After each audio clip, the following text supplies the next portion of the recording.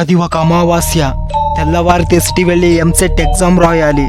దానికోసం సిటీలో ఉన్న ఫ్రెండ్కి కాల్ చేస్తే నేను ఊరొస్తున్నా, పూల కుండీలో కీ పెట్టాను, వచ్చి ఉండు అన్నాడు.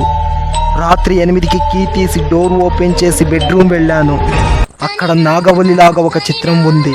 పెద్ద పెద్ద కళ్ళు, చిన్నగా ముక్కు, పాల బుగ్గలు, ముత్యం లాంటి పెదాలు. చూడడానికి ముద్దుగా ఉన్న భయంగా కూడా ఉంది. అలా చూస్తూ ఉండగా ఒక్కసారి కళ్ళు బ్లింక్ చేసింది. ఒక్కసారిగా భయం వేసింది. కాసేపు ఆగి భ్రమ అనుకున్నా.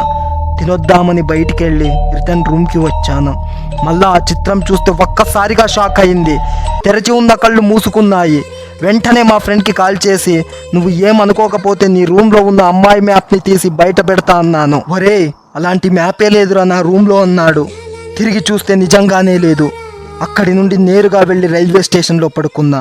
ఇలాంటి ఎక్స్పీరియన్స్ మీ జీవితంలో జరుగుంటే షేర్ చేయండి.